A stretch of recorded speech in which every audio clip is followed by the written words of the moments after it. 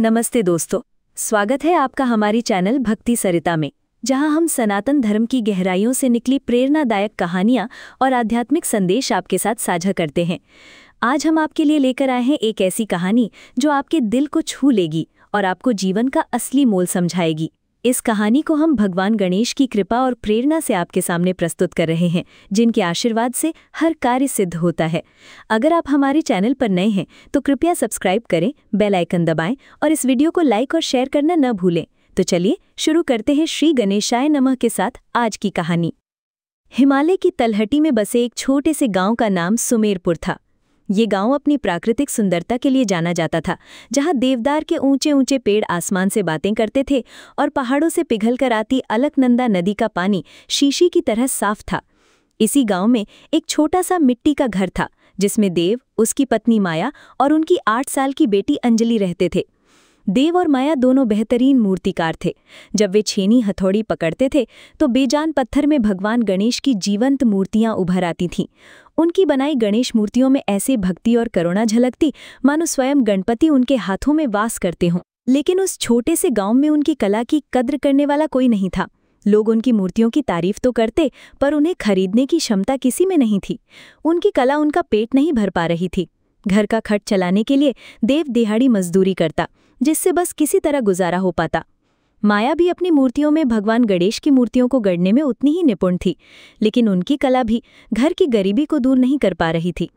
पति की आंखों में अपने हुनर को लेकर बढ़ती उदासीनता और घर की तंगी देखकर वो भीतर ही भीतर टूट रही थी। एक समय था जब देव और माया गणेश मूर्तियां बनाते हुए गुनगुनाते थे, पर अब उनके घर में खामोशी ने डेरा डाल लिया था। उनकी बेटी अंजलि अपने माता पिता के बीच बढ़ती इस खामोशी को महसूस तो करती थी, पर कुछ समझ नहीं पाती थी। एक दिन जब सूरज पहाड़ों के पीछे छिपने की तैयारी कर रहा था और आसमान सिंदूरी रंग में रंगा हुआ था, माया अपने घर के आंगन में बैठी एक छोटी गणेश मूर्ति को अंतिम रूप दे रही थी। तभी उसकी नज़र अपने घर के सामने खड़े 3 अलौकिक पुरुषों पर पड़ी। वे साधु लग रहे थे, पर उनकी वेशभूषा और आभामंडल असाधारण था। पहला साधु सोने की तरह दमक रहा था। उसने रेशम के वस्त्र पहने थे, जिन पर सोने के तारों से कढ़ाई थी। उसके गले में बहुमूल्य रत्नों की मालाएं थीं और चेहरे पर धन वैभव का आत्मविश्वास था। दूसरा पुरुष तेजस्वी और प्रभावशाली था। उसकी आंखों में एक विजेता की चमक थी। उसने सफ़ेद शुभ्र वस्त्र पहने थे और हाथ में एक स्वर्ण पत्र था, जैसे कोई राज्यादेश हो। उसका ललाट ऐसा चमक रहा था मानो सफलता स्वयं उसके सामने नतमस्तक हो। तीसरा पुरुष सबसे सौम्य और साधारण था। उसने गेरुए रंग के साधारण वस्त्र पहने थे। उसके चेहरे पर एक अद्भुत शांति और संतोष का भाव था। उसकी मुस्कान ऐसी थी कि किसी का भी मन मोह ले। उसके पास न कोई धन था, न कोई पद, फिर भी उसकी उपस्थिति सबसे अधिक सुकून देने वाली थी। माया ने उन्हें पहले कभी नहीं देखा था। वो थोड़ी झिझकी, पर फिर हिम्मत करके उनके पास गई और हाथ जोड़कर बोली, प्रणाम महात्माओं, आप कौन हैं और इस तरह मेरे द्वार पर क्यों खड़े हैं? उसने आगे कहा, कृपया भीतर पधारिए और हमारे साथ भोजन ग्रहण कीजिए। आज मेरे घर में कुछ विशेष तो नहीं है, पर जो भी रूखा सूखा है उसे स्वीकार करें। सुनहरी आभा वाले साधु ने अपने भारी स्वर में कहा, हे देवी, हम तुम्हारा आतिथ्य अवश्य स्वीकार करेंगे, पर एक शर्त है। क्या तुम्हारे पति घर पर हैं? माया ने उत्तर दिया, जी नहीं, वे अभी काम से लौटे नहीं हैं, बस आते ही होंगे। तो हम प्रतीक्षा करेंगे, तेजस्वी पुरुष ने कहा। हम तभी किसी घर में प्रवेश करते हैं जब घर का स्वामी उपस्थित हो। माया ने सिर झुकाकर उनकी बात मान ली और भीतर चली गई। कुछ देर बाद जब देव थकाहारा घर लौटा तो माया ने उसे उन 3 अद्भुत साधुओं के बारे में सब कुछ बताया। देव को बड़ा आश्चर्य हुआ। उसने कहा, माया, ये तो गणपति की कृपा ही है कि वे हमारे द्वार पर आए हैं। जाओ, उनसे कहो कि मैं घर आ गया हूँ और उन्हें पूरे आदर सम्मान के साथ भीतर लेकर आओ। माया तुरंत बाहर गई और उन साधुओं से विनती की, महात्माओं, मेरे पति आ गए हैं, कृपया आप सब भीतर पधारकर हमारे घर को पवित्र करें। तीनों साधुओं ने एक दूसरे की ओर देखा। फिर सौम्य दिखने वाले साधु ने अपनी मधुर वाणी में कहा, देवी, हम तीनों एक साथ किसी घर में प्रवेश नहीं करते। हम में से केवल एक ही तुम्हारे साथ भीतर आ सकता है। माया हैरान रह गई। उसने पूछा, परंतु ऐसा क्यों? आप सब एक साथ क्यों नहीं आ सकते? तब सुनहरी आभा वाले पुरुष ने आगे बढ़कर कहा, मेरा नाम धन है। फिर उसने तेजस्वी पुरुष की ओर इशारा करके कहा, इनका नाम सफलता है। और अंत में उस सौम्य पुरुष की ओर इशारा करके बोला, और इनका नाम प्रेम है। अब ये तुम्हें और तुम्हारे परिवार को तय करना है कि तुम हम तीनों में से किसे अपने घर में आमंत्रित करना चाहते हो। ये कहकर वो तीनों चुपचाप खड़े हो गए। माया के लिए ये एक बहुत बड़ी पहेली थी। वो दौड़कर भीतर गई और देव को सारी बात बताई। देव की आंखें ये सुनकर चमक उठीं। वो उत्साहित होकर बोला, माया, ये तो गणेश जी की कृपा है, इसमें सोचने वाली क्या बात है।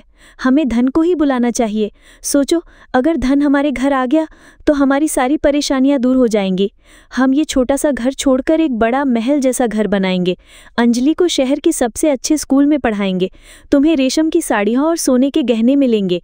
हम दोनों अपनी गणेश मूर्तियों को और बेहतर बना पाएंगे। हमें धन को ही बुलाना चाहिए। लेकिन माया देव की बात से पूरी तरह सहमत नहीं थी। उसने कहा, स्वामी, आप ठीक कहते हैं, धन से हमारी मुश्किलें कम हो जाएंगी, लेकिन मैंने आपके चेहरे पर अपनी कला के लिए जो अधूरापन देखा है वो धन से नहीं भरेगा। मुझे लगता है कि हमें सफलता को आमंत्रित करना चाहिए। जब सफलता आपके कदम चूमेगी तो आपकी गणेश मूर्तियों की ख्याति चारों दिशाओं में फैलेगी।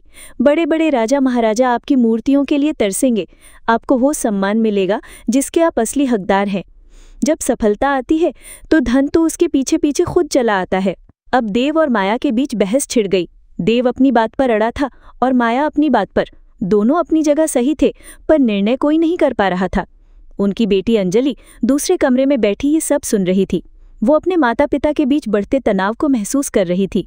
वो दौड़कर उनके पास आई और अपनी तोतली जबान में बोली, पिताजी, माताजी, आप दोनों क्यों लड़ रहे हैं? उसने मासूमियत से पूछा। अगर धन हमारे घर आ गया तो क्या आप फिर से गणेश जी की मूर्ति बनाते हुए मुस्कुराएंगे पिताजी? और माताजी, अगर सफलता आ गई तो क्या आपके पास मेरे साथ खेलने का समय होगा? मुझे न बड़ा घर चाहिए, न बहुत सारे खिलौने। दादी कहती थी कि जहाँ प्रेम होता है वहाँ गणेश जी का आशीर्वाद भी होता है और सब कुछ अच्छा होता है। अंजलि की बातों ने देव और माया के दिल को छू लिया। उन्हें अपनी गलती का एहसास हुआ। वो धन और सफलता के पीछे भागते भागते ये भूल गए थे कि उनके जीवन की सबसे बड़ी पूंजी तो उनका आपसी प्रेम है, जो धीरे धीरे खत्म होता जा रहा था। उन्हें याद आया कि कैसे वो गरीबी में भी एक दूसरे का हाथ थामकर खुश रहते थे और गणेश जी की मूर्तियां बनाते समय उनके मन में भक्ति और शांति का भाव रहता था। देव की आंखों में आंसू आ गए। उसने अपनी बेटी को गले से लगा लिया और बोला, मेरी बेटी, आज तूने गणेश जी की कृपा से हमारी आंखें खोल दी। तू बिल्कुल ठीक कह रही है।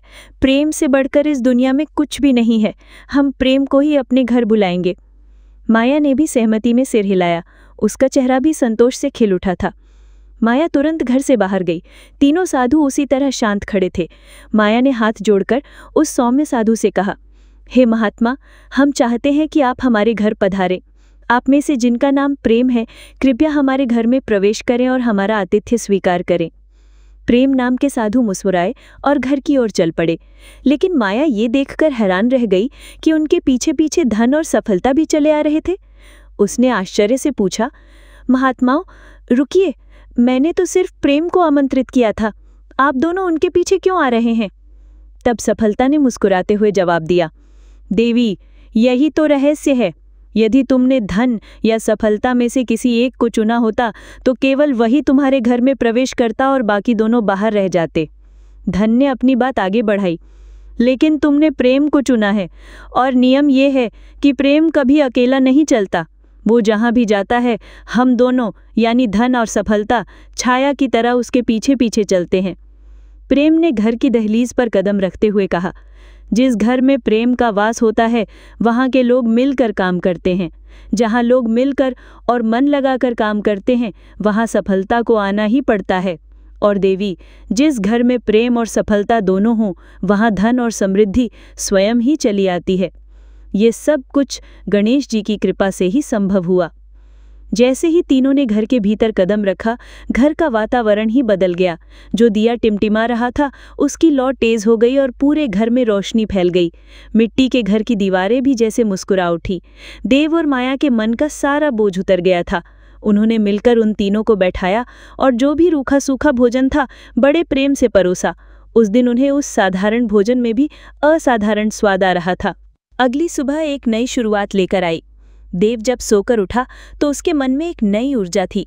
उसने अपनी छेनी हथौड़ी उठाई और वर्षों बाद उसका मन सच में एक गणेश मूर्ति गढ़ने को हुआ।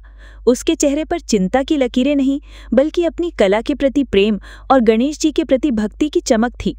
माया ने भी अपनी छेनी उठाई और उसके होठों पर वर्षों बाद वही पुराना गणेश भजन था। उस दिन देव और माया ने मिलकर एक गणेश मूर्ति बनाना शुरू किया। उस मूर्ति में इतनी भक्ति, इतना वात्सल्य और इतना प्रेम था कि वो पत्थर का टुकड़ा नहीं लगकर सचमुच गणपति की जीवंत छवि लग रही थी। कुछ दिनों बाद पास के राज्य का एक धनी व्यापारी, जो कला का पारखी था, रास्ता भटककर सुमेरपुरा पहुंचा। उसने जब देव के घर के बाहर से गणेश भजनों की मधुर ध्वनि सुनी तो वो खिंचता हुआ वहां चला आया। उसने देखा कि 2 मूर्तिकार पूरी तन्मयता से एक गणेश मूर्ति गढ़ रहे हैं। उस घर की सादगी में भी एक अजीब सा आकर्षण और शांति थी। व्यापारी ने जब उस अधूरी गणेश मूर्ति को देखा तो वो देखता ही रह गया। उसने अपने जीवन में ऐसी जीवंत कलाकृति नहीं देखी थी। उसने देव और माया से उनकी सभी पुरानी गणेश मूर्तियां खरीद लीं और उस नई मूर्ति के लिए मुंह मांगी कीमत दी। साथ ही उसने दोनों को अपने राज्य में आकर काम करने का निमंत्रण दिया। ये धन का आगमन था जो प्रेम के पीछे पीछे आया था। जल्द ही उस व्यापारी के माध्यम से देव और माया की गणेश मूर्तियों की ख्याति दूर दूर तक फैल गई। बड़े बड़े कला समीक्षक और राजा महाराजा उनकी कला को देखने आने लगे। उन्हें राज्य के सबसे बड़े मूर्तिकारों का सम्मान मिला। उनका नाम इतिहास के पन्नों में दर्ज हो गया। ये सफलता का आगमन था जो प्रेम और धन के साथ आई थी। देव और माया का जीवन पूरी तरह बदल गया। उनके पास अब एक बड़ा घर था, धन था, सम्मान था, सब कुछ था। लेकिन उनके लिए आज भी सबसे बड़ी दौलत उनका आपसी प्रेम था। वे आज भी उसी तरह एक दूसरे का साथ निभाते थे। देव और माया अब भी गणेश मूर्तियां बनाते हुए मुस्कुराते थे। उनकी बेटी अंजलि अपने माता पिता को खुश देखकर सबसे ज्यादा खुश थी। उन्होंने समझ लिया था कि जीवन में धन और सफलता जरूरी हो सकते हैं, पर वे नींव नहीं हैं। जीवन की असली नींव प्रेम है। यदि नींव मजबूत हो तो उस पर धन और सफलता की इमारत खुद ब खुद बुलंद हो जाती है। ये सब कुछ भगवान गणेश की कृपा से ही संभव हुआ। तो दोस्तों, इस कहानी से हमें ये सीख मिलती है कि जीवन में प्रेम को सबसे ऊपर रखें। जहाँ प्रेम है वहाँ गणेश जी का आशीर्वाद है और वहाँ सब कुछ है। आपको ये कहानी कैसी लगी? हमें कमेंट में ज़रूर बताएं। अगर आपको ये कहानी पसंद आई तो इसे अपने दोस्तों और परिवार के साथ शेयर करें। हमारे चैनल को सब्सक्राइब करना ना भूलें और बेल आइकन दबाएं ताकि आपको हमारी हर नई वीडियो की सूचना मिले। अगली बार फिर मिलेंगे एक नई प्रेरणादायक कहानी के साथ। तब तक के लिए नमस्ते और श्री गणेशाय नमः।